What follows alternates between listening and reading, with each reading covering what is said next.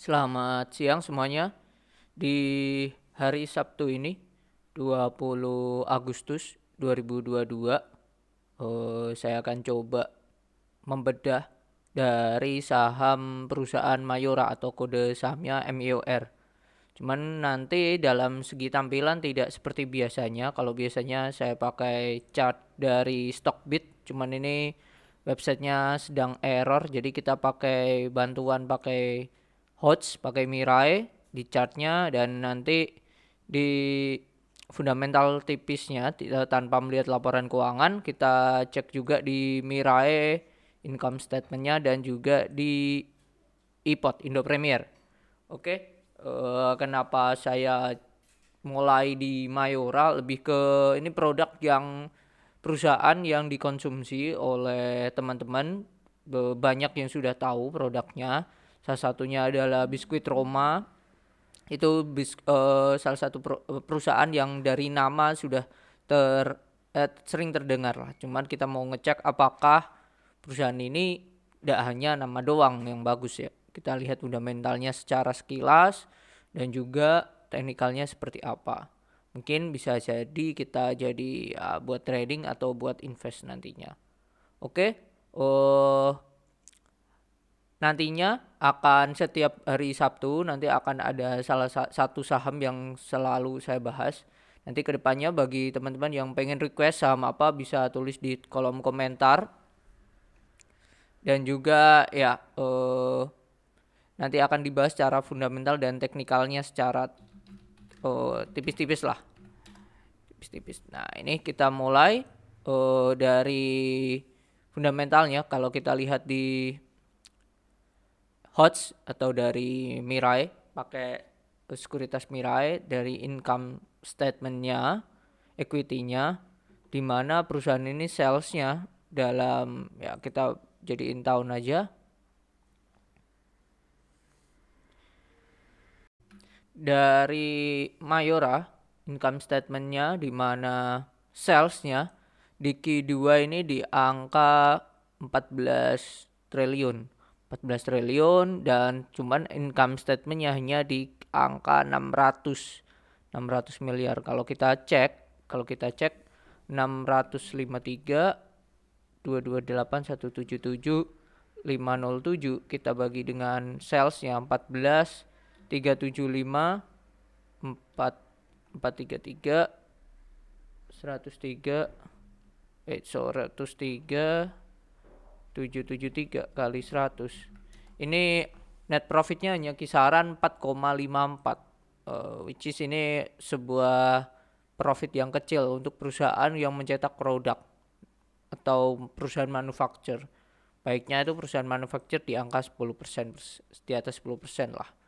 Tuh, net income-nya kurang oke. Padahal kalau kita cek, perlu cek juga saat gross profit atau laba kotor nih, penggerusannya tuh banyak apa enggak dari ini COGS-nya, cost of goods sold-nya atau bebannya. Nah kalau kita hitung gross profitnya itu di angka hampir 3 triliun 2983 057 416 952 dibagi 14 375 43 kali 100.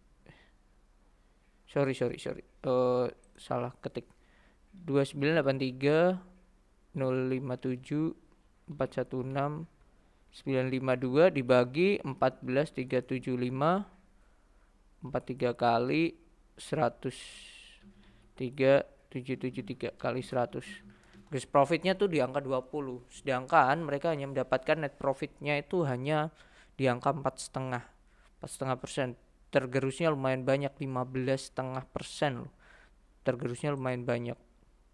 Dan kalau kita cek ini tergerusnya paling banyak tuh di angka ini, operating expense. Ini pengeluaran operasinya lah, itunya beban operasinya lumayan besar. Sedangkan yang didapat gross profitnya ini hampir ya 80%-nya udah tergerus di sini. Nah, ini bisa jadi nanti kita cek lagi di laporan keuangannya lebih detail. Apakah ini dari sini operating expense-nya ini bisa ditekan apa memang fix segitu gitu. Ini dari income statement-nya. Dari segi balance sheet sendiri, cash-nya ini di Q2-nya ini menurun dari Q1 di 4,3 T, lalu cash-nya di Q2 ini turun jadi 3,6. Kalau di total current asetnya, total asetnya itu memang naik cuman tidak terlalu signifikan dan ya kecil lah. Kalau kita lihat liabilitasnya juga turun, ini hal yang oke. Terus kita lihat cash flow dari Mayora ini investing aktivitasnya minus, berarti tandanya dia melakukan invest. Dia berarti mengeluarkan uang untuk invest. Nah, ini investnya kemana? Ini bisa dicek nanti di laporan keuangan. Nah, kalau kita lihat dari pernya price earning ratio-nya, jadi harga dibandingkan dengan EPS-nya atau dibandingkan dengan laba per share-nya itu 35,8. Makin kecil tuh makin baik. Nah, ini lebih enak kalau kita bandingkannya lewat Mirai, lewat Indo Premier. Di sini teman-teman perhatikan ini ini dari tahun ke tahun, sekarang di angka 32,41. Kita bandingkan sebelumnya 38, sebelumnya 29, lalu 2019 itu 22, 2018 itu 34 dan yang seterusnya. Kalau di rata-rata dari 5 tahun ini 2021, 2020, 19 dan seterusnya ini bisa dikatakan PER-nya itu di angka 30, sedangkan PER sekarang tuh di 32. Jadi bisa dikatakan per sekarang atau harga sekarang untuk Mayora ini termasuk mahal. Kalau lihat dari ROE-nya sendiri, nah ROE-nya ini stabil di angka 10, di atas 10. Baru di 2022 ini ROE-nya turun banget di angka 5,45. Ini hal yang buruk lah untuk si Mayora sendiri. Itu dari sedikit dari fundamentalnya. Oke, dari segi teknikalnya sendiri, Mayora kalau kita lihat ini sekilas memang sudah terlihat kalau Mayora ini masih downtrend. Bahkan sejak ya akhir 2020 ini masih downtrend, dia masih belum bisa jebol dari area downtrendnya. Ini juga, nah garis hijau ini area-area downtrend line-nya. Dia masih belum bisa menembus downtrend line-nya. Dia masih belum bisa menembus, bahwa kan kalau kita pakai EMA 200 ini salah satu indikator moving average yang dia kalau semisal dia berhasil di bawah itu berarti dia masih downtrend. Nah, ini masih di bawah itu. Hari Jumat kemarin sempat sentuh tapi tidak bisa melampauinya. Tidak bisa melampauinya. Kalau kita lihat Mayora ini selagi dia berhasil kuat di atas kotak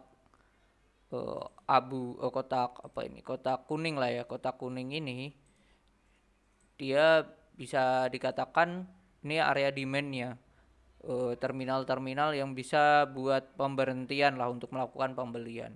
Cuman kalau harganya drop di bawah kotak ini ya sebaiknya lebih baik buang dulu. Kenapa? Karena di sini ini bisa dikatakan nantinya kalau dia berhasil di bawah kotak ini makin turun, dia kotak ini tidak lagi menjadi demand area, berlaku ke kebalikannya yaitu sebagai supply area dan akan menjadi resisten yang kuat seperti contohnya ini. Nah, ini dia jadi supply area, dia beberapa kali tidak bisa tertembus. Dan ini menjadi awalnya demand area lalu jadi supply area 1, 2, 3 kali tidak bisa tertembus. Begitupun juga ini kalau dia tidak bisa tidak bisa kuat di atas ini ya lebih baik dilupakan dulu untuk si Mayora ini dalam melakukan trading. Cuman kalau kita lihat volume sejak Maret ini volumenya mulai ke maintenance dan mulai naik, perlahan mulai naik. Nah, ini salah satu ciri bahwa suatu saham sudah mulai mengakhiri fase dari downtrend line-nya. Saat dia downtrend, dia volumenya tipis-tipis dan di sini retail mulai ya makin panik, makin dia bisa dikatakan makin tidak ada harapan ya. Mereka makin makin menyerah dan banyak yang melakukan penjualan. That's why ini MA 200-nya tidak bisa tertembus, MA 200. Dan mulai Maret ini udah mulai sideways dan mulai kebentuk buying powernya mulai kebentuk. Tinggal ini pertanyaannya, nextnya ini MA 200 ini bisa ke jebol apa enggak. At least dia kalau berhasil di atas kotak hijau kuning dan berhasil tembus MA 200, ini tanda yang oke untuk si Mayora. Area resistennya ini di sini di angka 1975. Nah, 1975 ini beberapa kali menjadi area yang krusial lah. Nah, begitupun juga Mayora ini nanti kalau dia berhasil tembus 1975, otomatis dia di atas kotak kuning dan di atas MA 200. Ini akan menjadi hal yang lebih oke untuk kita dalam melakukan trading. Kuncinya di 1975. Selagi di atas itu bisa pede untuk membeli, kalau di bawah itu lebih baik dijual terlebih dahulu. Ya, jadi itu pembahasan singkat kita di video hari Sabtu, video khusus mengulik satu emiten atau satu saham perusahaan dari segi fundamentalnya tipis dan juga dari teknikalnya tipis. Oke, jadi buat teman-teman yang mau request sama apa yang mau dibahas, bisa tulis di kolom komentar. Nanti kita bahas di video Sabtu minggu depan. Dan untuk kesimpulannya, Mayora layak beli atau tidak, atau layak trading atau tidak, itu kembali ke teman-teman. Kita sudah memberikan sedikit view kita, insight kita, jadi keputusan kembali ke teman-teman, dan teman-teman saya harap bisa mengambil kesimpulannya sendiri, mau membeli atau tidak. Dan yang pertama, yang paling concern yang saya selalu bilang adalah pahami dulu risikonya sebelum melihat potensi reward yang didapat. Oke, mungkin itu video kali ini tentang Mayora Indah Tbk dengan produk biskuit Roma, dan semoga bermanfaat. Sampai jumpa di video kita selanjutnya. Bye bye.